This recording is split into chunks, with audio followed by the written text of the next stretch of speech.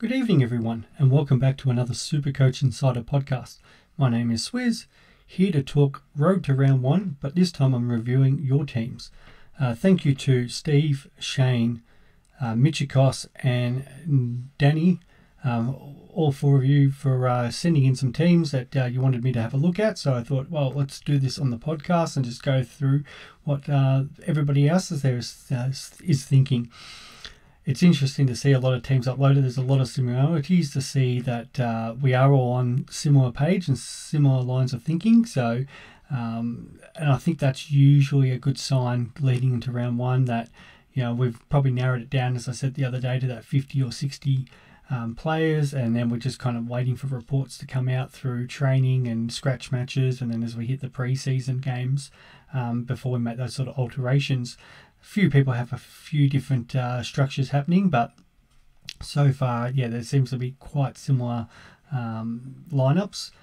And outside of probably some of those rookies, as we get more confirmation, they seem to be probably the most similar thing. But yeah, we'll have a kind of a look at what we've got, and then if there's anybody else out there that would like to have sort of their team looked at, we can look at doing that on a future pod. As always, thank you to our sponsor Splash Vodka, and checking us out on all those social media platforms, YouTube, Spotify. We've got TikTok these days, Twitter, Supercoach Insider 100 for all three of us, or Swizz26 for me. Alright, so I'm going to start off. I think I've got Steve's team here. We'll start off with the defenders. So we've got pretty straightforward. The two defenders was Stewart, and then that breakout one that we've sort of talked about. For me, it was Himmelberg. For him, it is Dacos. And that's where I was saying the other day, it's the easy swap between both of them, as long as you have a little bit of cash in the bank. So I kind of like that. But he's gone all those four rookie defenders on field, and then Wilmot and Wagner. Seems to be quite a few rookie defenders lying around. Goda, his job security seems even better and better with the Taron Thomas situation at the moment. All reports about Gibney, that he'll be there round one and potentially around the midfield, so makes a lot of sense. Weddle's dominating all those time trials, and then yeah, there's a lot of discussion we've had about McKenna, Wilmot, Wagner coming back from injury, so I don't mind that. I think it's probably one sort of primo or mid-pricer too thin at the moment, but at the same time, when you kind of look at that midfield, you can see where he's loaded up and where he isn't, and if that's where the good defenders are. He's also got Chestnut there too, so a lot of people have got Chester in the midfield at the moment, so that's an easy loophole to say Wagner or whoever to give you that extra rookie defender in the back line. That midfield is absolutely on steroids. So Laird, Oliver, Neil, and Tuke Miller, and absolutely love everything about that. The only, I guess, the flip side to that is they will all at some point drop cash, but it's then going to be hard for us to sort of get those players as well. So yeah, let's just say, I know Abdul was talking about this other day, Oliver could drop to say a 630. Yeah, so you're probably saving 60,000 to pick him up when he does, but then how many points is he going to score, get into that situation? And then how are you going to get to that 630 when he finally drops? And that's the problem with a lot of these premiums. They don't drop too much. Maybe we'll get them sub 600, but it's still a lot to pay. So yeah, a lot of the time I do like having these guys in. That just, I wouldn't want to be playing him in leagues for first round, because that is awesome. And then to have Tom Green and Hopper still there before your Ashcroft and Phillips, yeah, that looks just a fantastic midfield. And realistically, if you're hoping Tom Green works out, but if he doesn't, it's 4 midfielders to upgrade, and if he does, it's only 3 extra midfielders. And we do probably see the price fluctuations more with your defenders and your mid and your forwards. So yeah, no, I kind of like that. Johnson, Chesser, and Richards, who's coming to a bit of vogue on the bench there at the moment. So I guess that's just a loophole option. And if we look at those rucks and forward line, now the only thing that's probably changed now, and this will be a similar case for everybody, like Marshall, no problems. Darcy Cameron has picked up a hamstring injury, so even myself, I haven't thought about what I'm going to do there, how bad it even is. It's just sort of late reports today about he suffered that at training. So Madden, I know there's been a little bit of feedback for that, but I think that's that kind of loophole situation. So yeah, depending on what you do with Cameron, it depends on how bad it actually is. That forward line is pretty good too. Actually, we're talking about going thin in because you've got a massive midfield, but you've actually managed to stack the forward line as well. Dunkley, Rosie, Taranto. I think Rosie versus Cogs has been a interesting decision between people. Saving that probably 40k, and Rosie, when in the midfield, absolutely went ham, and we expect him to get better and better. So I quite like that pick. I'm a big fan of Oscar Allen playing as the F2 and Toby McLean. As long as he starts the season on the field, no problem. So pretty similar to myself in a lot of ways. I'm not 100% in love with the 5 pick, but there's a lot worse options than him, and we know what 5 can do. So I've just heard more and more reports about him starting at full forward. So it'd be interesting to see how that kind of works out for Fremantles. So no, I really like your team so far, mate. So it'll be interesting to see how that how similar that stays till round 1. Next, I think we've got Shane. So what have you sent us here, Shane? We've got Stuart still in the back line. I think you've got the 2 big guns. You do, Stuart and Dawson.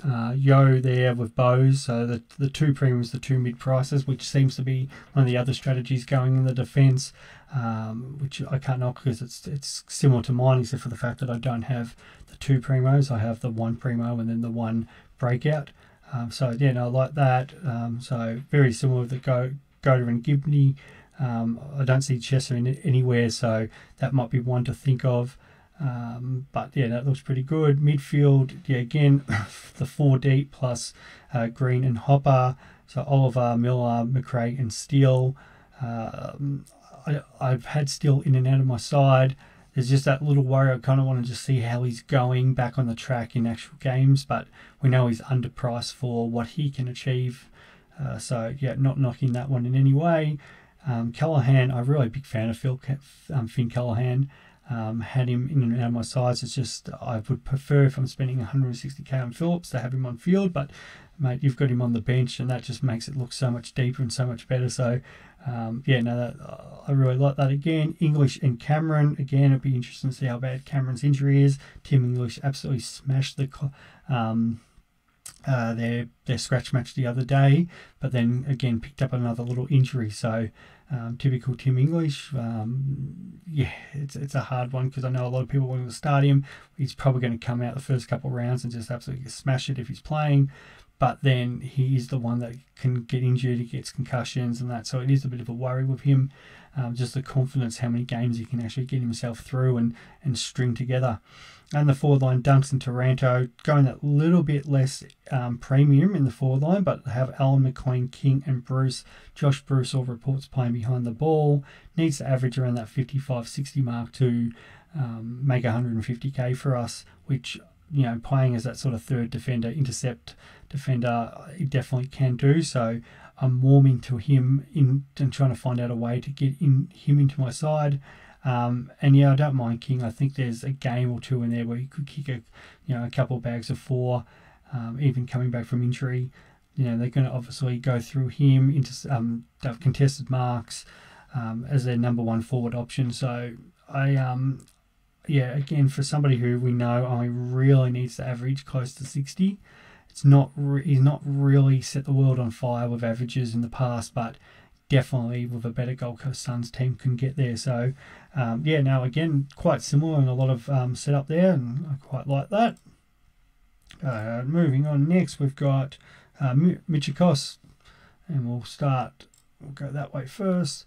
So defenders, now I do like this because it's a little bit more left field, but yeah, Brayshaw and Dacos, not going those premium guys on that, maybe waiting for them to drop some cash. Again, I've had Brayshaw in my team very briefly, but it depends on that role. If he's playing midfield next to Oliver and Petrarca, there's a lot to love there. Even if he's in half back, I like that. The problem I've got, the worry, is the wing, but they have brought in Lockie Hunter to solve some of that problem. So I would prefer to see him starting centre bounce or just roaming around half back. But I think Jake Bowley's been doing awesome pre-season at half back, so it might be the case where he might play midfield, but then what do they do with the kind of Vine he likes, or do they throw someone else in there? I just want to see the role, but I think for his price, definitely could be one of those top 6 defenders for us. Yo, Clark, Hunter Clark, I think even Clark and Caulfield together, a little bit more forgotten about compared to the Yo and the Bows, but do like their options. And just, I think everyone's thinking Ross Lyon might kind of play a similar approach to what he did at Fremantle, a little bit more slow ball movement through the half-back line, which will obviously help Clark and Caulfield. So I do like them as picks. And I think that's a lot of people will be looking at, how many can I fit in? Clark versus Bowes. Bowes is like 40k cheaper. So, good little discussion point there. That midfield, again, looks awesome. Laird, Oliver, Neil, and McRae. Can't knock that at all. The extra defender, but this time, the extra rookie midfielder, but this time, Ginby's there. So, there's that option to potentially loophole, but the problem is with Wilmot, you don't actually have that loophole player. So Wagner's in the midfield at the moment. So I guess it will depend if Wilmot plays or Weddle plays. Could you move one of them back? But yeah, no, I still don't mind that. I think that's Cam McKenzie there from Hawthorn. So high draft pick. Yeah, you would expect to get sort of early games with like they did with Josh Ward last year. So yeah, I kind of like that little bit different rookie because everybody's kind of looking at, is it Phillips or not? I think Phillips is still the better option, but yeah, I don't mind people going a little bit different because that's one of those pod moves that, could work out very early for you. I think I had one last year and I can't even remember who it was, but it was one of the rookies I was on that no one else, or not many were on, and all of a sudden everyone's trying to trade them in. It might have even been Nick Martin, but I can't remember 100%. I feel like more people had him in, but yeah, where everybody was sort of trading whatever rookie I already had. I was already worried about doing other things, so sometimes that can work, but I think you still need to find a way to get Phillips in there. And if we go to your rucks and forward line, again, the English Marshall setup. Dunkley, Rosie's popular. The Darcy Cameron, until the rumoured injury today, Cameron, I like that at F3 because in case sort of an English goes down, you can loophole him back in, or if it's just one of those 1 week injuries or concussions, you could cover for him, and that's, I think, a lot of people's plan there. And then very similar, Oscar Allen, McLean, King.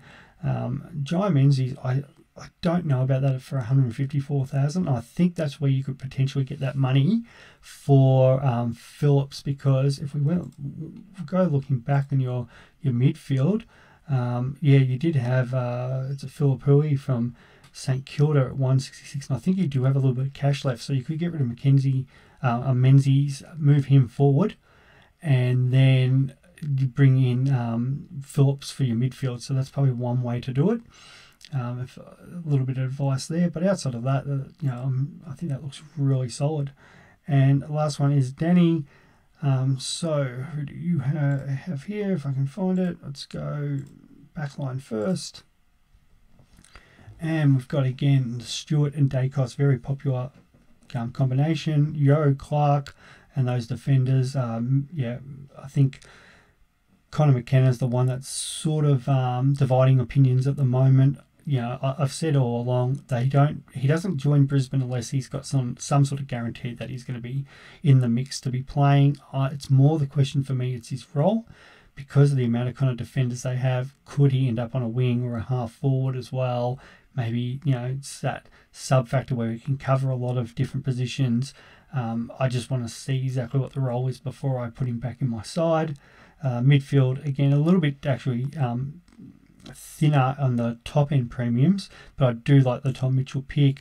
But going Green and Mitchell, is that too much of a risk? Because you're probably going to have to upgrade one, if not both of them at one stage. But there's a potential there. Mitchell at Collingwood is absolutely smashing the preseason, looks really fit. And he had such low time on ground last year, just because the way the Hawks were doing everything, that, we know he can be top 8 and potentially even the number 1 player in the game. Now, I don't think he'll be doing that this year, but could definitely be around the mark. So to save that money, to go him, and I think that's where kind of I am with that Patrick Cripps. Is it steal, or is it drop down to like a Tom Mitchell, or is it somehow find the money to get up to a Neil? So I think we're all kind of looking at, what's the best sort of combination, but someone like Mitchell does save some money there. I know nothing about Gilby, I think it is, from GWS, so it's the first time I've seen him anywhere. But yeah, maybe you've got an idea there, or maybe it's just a loophole option. And then as we go into that same ruck line as most people, English and Marshall, yeah, very popular. I don't have Cameron in, so maybe you've already updated that with the Cameron news. Dunkley, Rosie, Taranto, very popular choices there. So yeah, as you can see, most teams that we're coming across are very similar. If you've got something completely different, please send that in, because yeah, I'd really like to review that and see if there's some sort of people with some pod choices.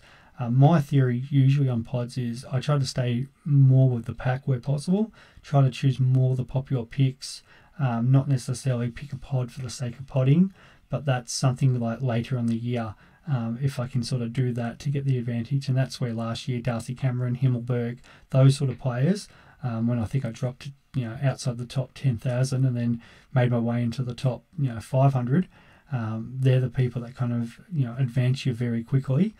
Because it usually takes a couple extra weeks for other people to willing to jump on. So I think, yeah, if you can stay around the mark, and I think more mine falling behind with some awful captain choices. So you can stay around those popular picks, and maybe one pod kind of difference.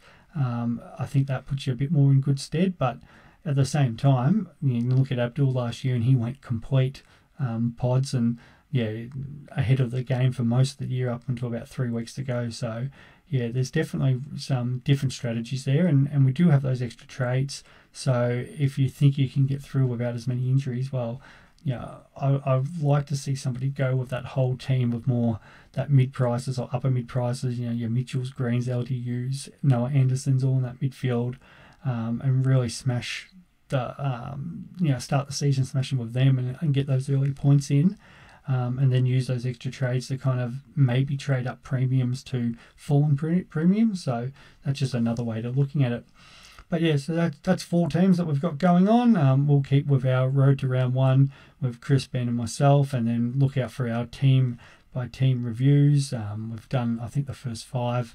Benny Boy will have them up probably by the end of the weekend. And then from there, we'll I think we move on to sort of Fremantle. But yeah, thanks for the support, and we'll talk soon. Bye.